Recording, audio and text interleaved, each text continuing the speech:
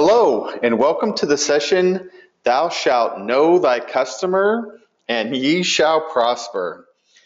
This is Sean Burke. I'm the CEO of KiteDesk, and I'm so glad you all could join us today at this incredible event sponsored by HireVue and Sales for Life.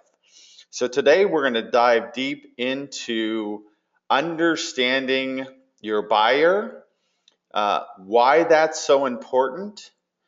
We're going to show you a few things that I do every single day to understand calls that I'm going to have, people that I'm going to reach out to. We'll give you some resources at the end, and we'll also give you access to an incredible research report we did on social sellers and how they perform against the competition, as well as what social platforms are used the most. So with that, let's jump in.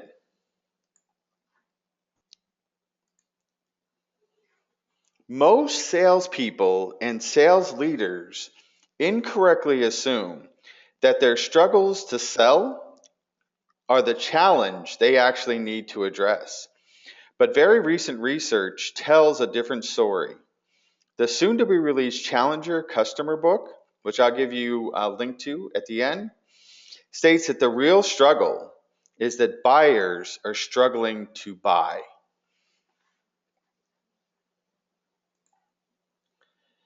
What's causing this change is that there are, on average, in a B2B sale, it takes 5.4 people involved in a buying decision to actually say yes. And the best performing reps have a plan to build what they're calling collective learning that includes debate and possibly conflicting ideas. So understanding each person in the buying decision and the buying process is now more important than ever.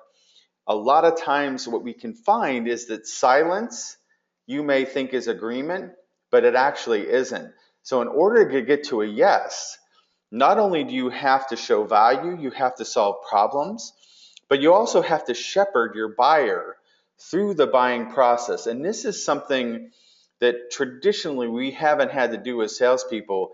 And this is changing the way we need to look at not only how we sell, but even how we prepare for selling.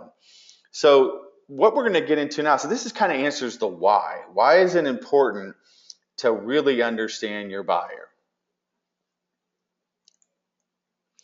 So when looking at your buyer, my thought process on this is you really have to walk in their shoes, or another visualization you can make is imagine yourself in a sales call sitting on the other side of the table, right?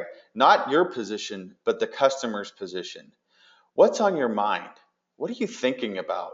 Is this just another pitch where somebody comes in and just tells me about their products, features, and benefits, et cetera, et cetera?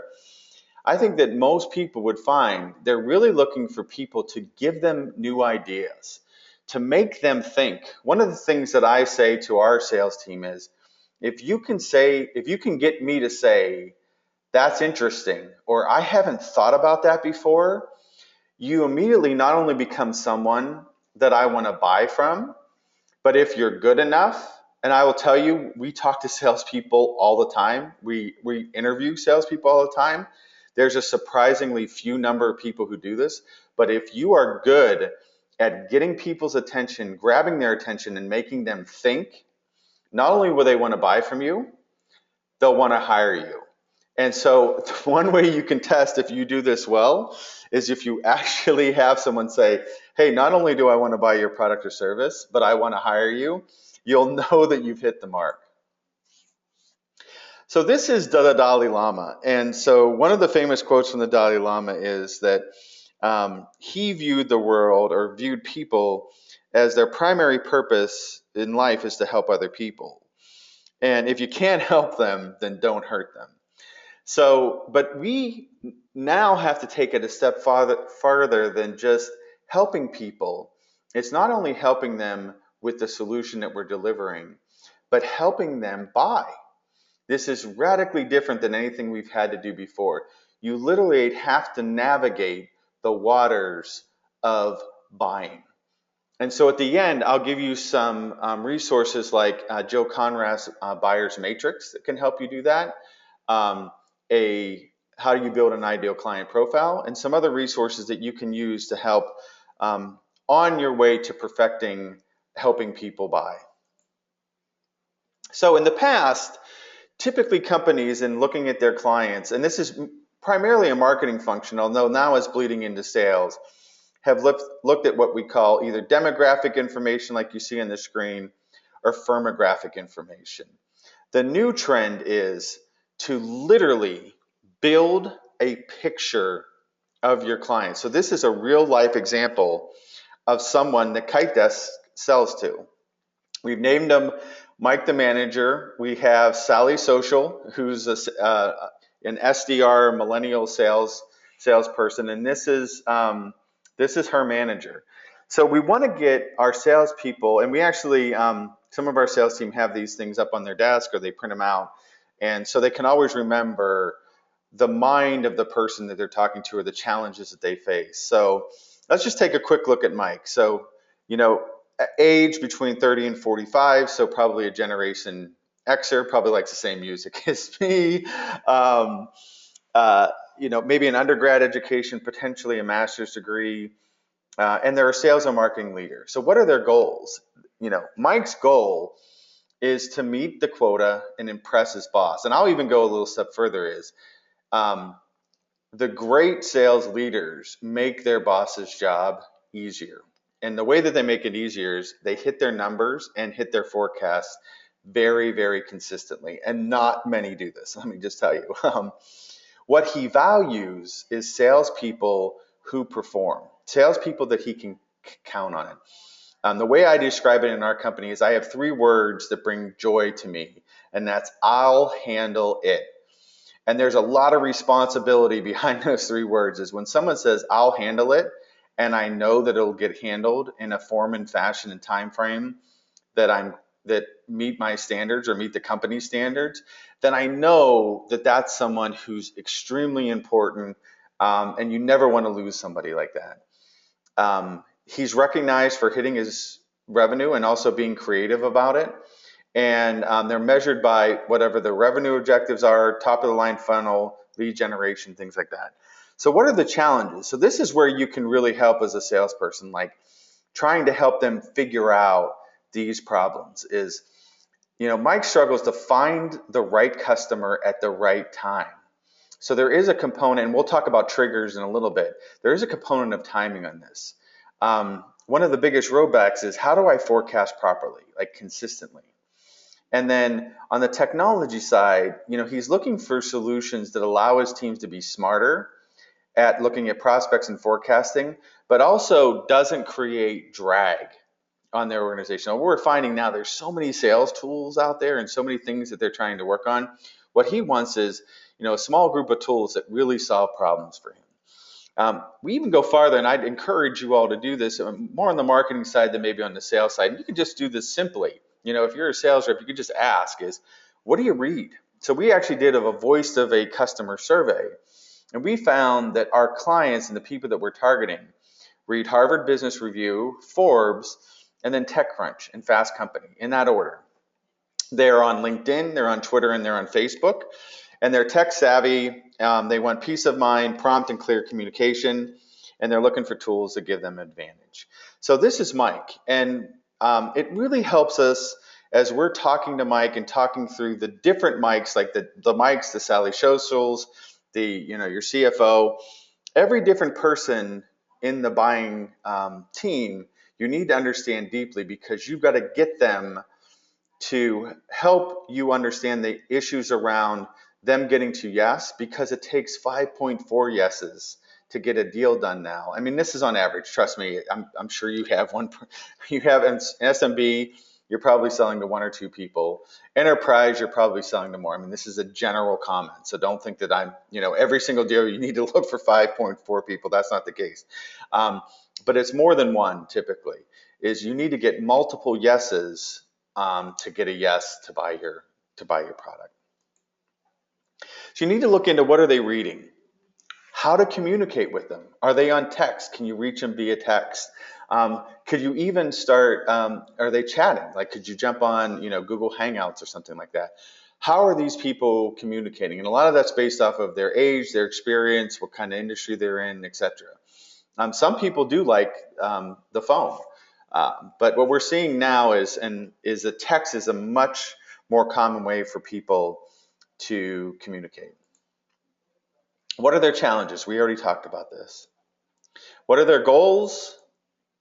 What are their triggers? So triggers are an event that happens within their company that causes a sale to likely to occur. And so I'll actually show you in some of the social tools that I use some trigger or some ways that I find triggers. But that's something you should always be looking for. And if you can have automated alerts come out on triggers, it'll help you just be at the right place at the right time. And then psychologically, what are they thinking about? When we go back to Mike, the manager, he's thinking about forecasting. How do I build a pipeline? How to make my boss's job easy? How do I hire and onboard new salespeople and get them effective really well? Is really, sit on that other side of the table and understand what's going on in their world.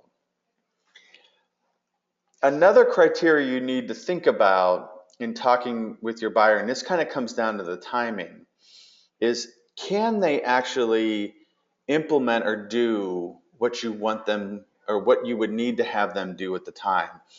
I actually wrote a blog post that's called "Selling Too Fast," and it was a little hard to write because it was really personal. I found that I thought our sales team was selling too fast. That we released a brand new product in the market.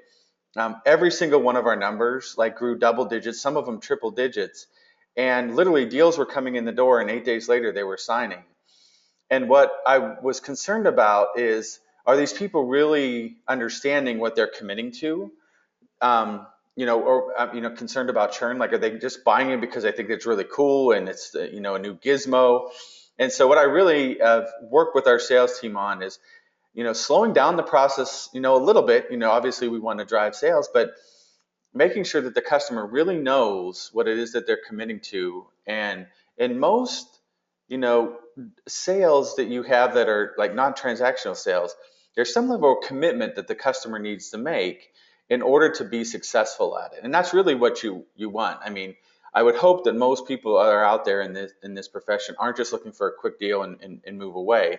They're really looking for, renewals, companies that stay with the organization for a long time. And if they don't have a strong foundation in which to build from, they're just going to churn through clients, and that's not good for anybody.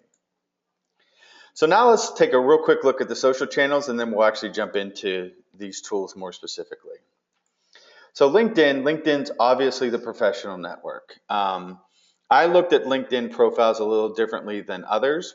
And I'll show you what I do, is I look at what they read, what do they consume, what do they post about, who do we share in connections, and try to really understand the dynamics of a relationship before we talk.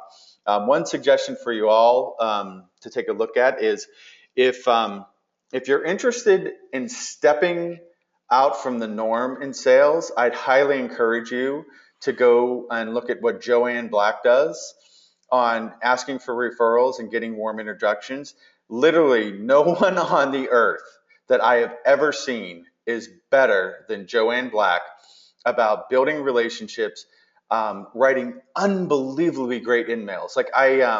She's just incredible. So go out. If you don't know who she is, I'll introduce you to her. She is incredible, and she's a lovely person as well. But honestly, if you want to get your emails accepted or your introductions accepted, Joanne Black is unbelievable. Next, Facebook. I will tell you, up until about 4 months ago, I was not a fan of Facebook to use in interacting with our clients at all.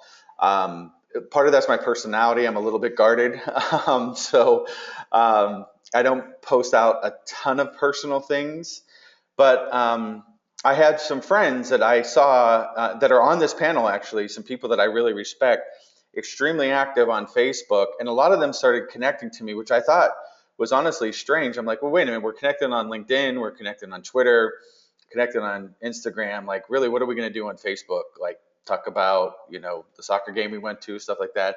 But I was wrong.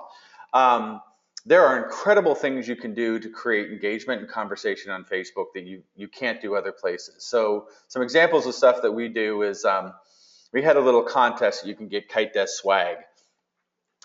If you could answer some old school selling questions. So we ask people, what's the doorknob close, or what's the Benjamin Franklin close? And if you don't know either of those two techniques, connect with me on Twitter, connect with me on any of the social channels, LinkedIn, and I'm happy to walk you through some of those old school selling areas. But it really created a dialogue. In fact, some people would actually talk about, oh my God, I tried to do the Benjamin Franklin close, a long time ago, and like now it is like it's completely useless. But it just kind of it reminds you of different ways to. It's just exciting. It's kind of engaging, and people will talk about it. And watch what other people do. I mean, there's some people out there who ask these interesting questions like, what's your favorite movie? And the threads just go on forever. So if you're not on Facebook connecting with your clients, I encourage you to start slow and then really start to open up, and you'll be surprised what can happen once you do it. Twitter. So I'll show you what I do on Twitter, but Twitter is fantastic for triggers. Okay, and Instagram. So Instagram, you can follow pretty much anybody on Instagram unless they block followers, or you have to approve them or they're private.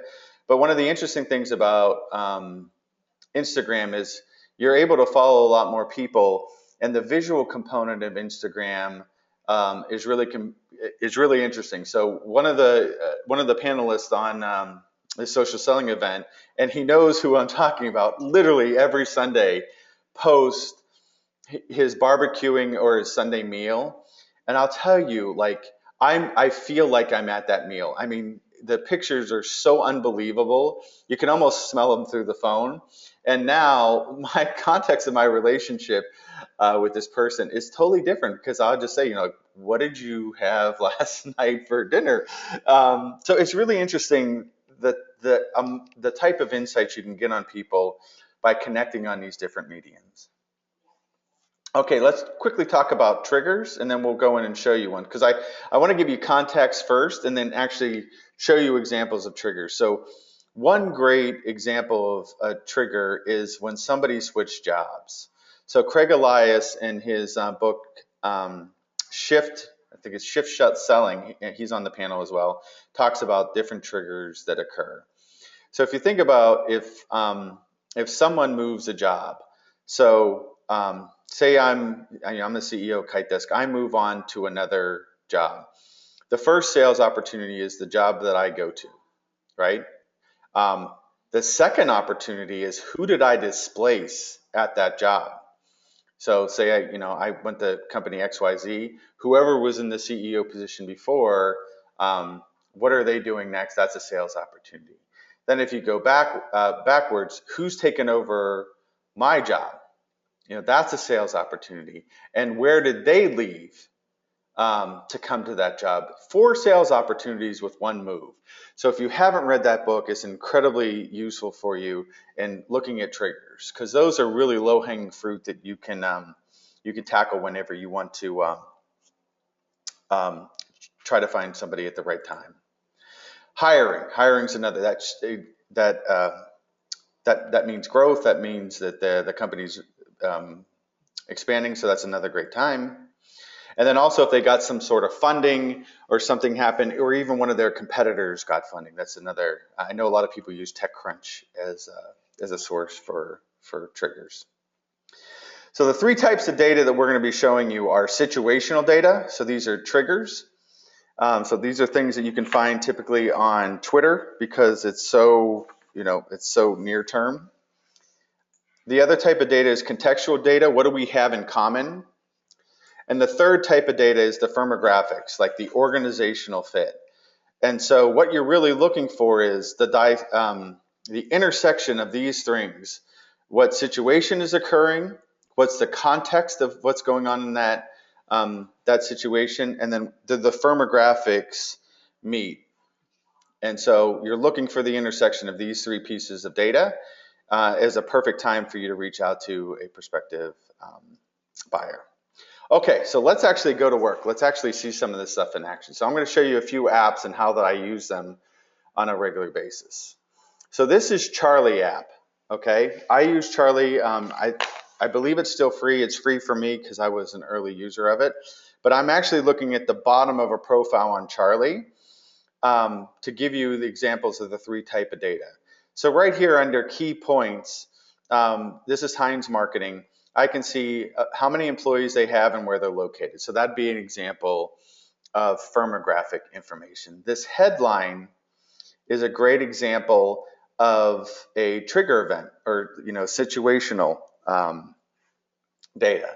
And then contextual data is who do we share in common, right? And then what other interests does Matt have? And then what are some of the some of the Matt news? This could be trigger events as well. So I mean, unbelievable amount of information on Matt just in scrolling one page. So whenever I talk with him or reach out to him, I can immediately see some information that will open the door. I could retweet or I can make a connection with Matt on all three different types of the data sources. So if you haven't looked at the Charlie app, I'd encourage you to do so. So let's look at another tool that I use called Sprout Social.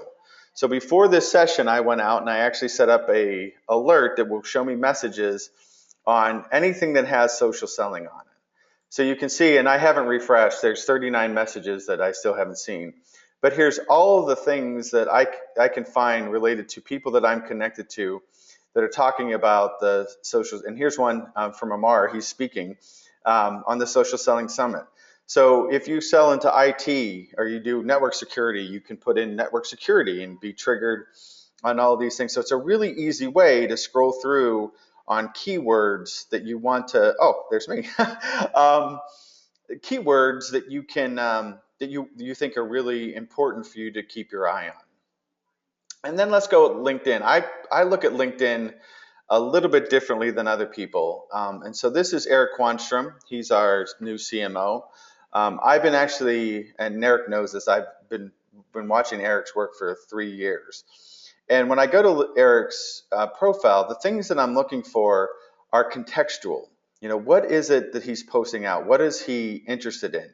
The other things that I'm looking for are not really resume related. I mean, there may be some talking points that are there, but what is he known for? Marketing strategy. He obviously has a lot of people that view him as a marketing strategist. Where did he go to school? That's interesting. But what's most interesting to me are the shared connections we have in common, because that can help me get introduced to him, as well as the type of information that he consumes. So we share an interest in entrepreneurship, in big data, and this is all, if you look at Pulse, there's all these different categories of information that you can subscribe to in your news feed for Pulse. And so we share a lot of things in common, and that gives me a little idea of the type of information that that Eric's looking at every day. So like if I see that he's posting something on entrepreneurship, if I find a great article on entrepreneurship, I can actually send that to him in an email, or I can post it to him, or I can tweet it out at him. So it just shows that you're paying attention. And the interesting thing is that if we go back to the beginning of our discussion, you should be doing this with all 5 of the different profiles that you have in your buyer's company. It could be 2, it could be 4, it could be 5, whatever it is. But understanding the dynamics and what these people are interested in will really help you position and help shepherd them through that buying process that we talked about at the beginning. And so the final one is Facebook. And so, this is my Facebook page. You can see that one of my coworkers, James Perot, posted some information out about the event that we have here. Here's some of my friends, here's some of my photos. But the things that I look for on Facebook when I connect with somebody, and you got your music on the left, what I really look at are what groups they're involved with. So I can see, it takes a little bit more time to be associated with groups, and you can follow them. But then I also look if they have an Instagram account. So if I can see that they're posting out on Instagram, then that's going to make me go out and follow them, like them, and get involved with them on another social channel because I know that they use it there. And it's also sometimes a little bit hard to find somebody's Instagram account because it's not necessarily their name. They have a different username or something like that. Okay, so let's go ahead and wrap this session up. And I'm happy, if you have any questions, I'm happy to go through personally and walk you through some of the other things that I do. This is just kind of a quick overview of what I do. But here's some resources for you that I think would be helpful. So Jill Conrath has done a great job detailing out what a buyer's matrix look like. So I'd encourage you to go to her website and check out the buyer's matrix. 16 Ventures has a great post on how to build out a ideal client profile. And then also, if you're interested in understanding the new way that companies buy, you can go out to Amazon.com and pre-order the Challenger Customer. I think it comes out September 9th. Also, as a free giveaway for everyone who attended this event, along with a sales guy, Jim Keenan, KiteDesk worked on a research report on social media and its impact on sales. And so if you look in the session description that we have for the session, there's actually a link there that will allow you to click on the link and access this research report. So I think there's over 250 to 300 salespeople there, and there's some real surprises about how salespeople use social and also the impact of social selling on their sales results. And then finally, if you have any questions or you want to talk more, really any questions at all, you can reach me on Twitter at Sean Burke H. Unfortunately, Sean Burke's taken. I've been trying to get a hold of that Twitter handle for quite a while. And then LinkedIn, my handle is just Sean H. Burke. So I appreciate you all for joining us. I hope you found value in this, and I'm sure you'll find value in the other sessions that you've seen in this incredible Social Selling Summit. So have a great day. Thank you.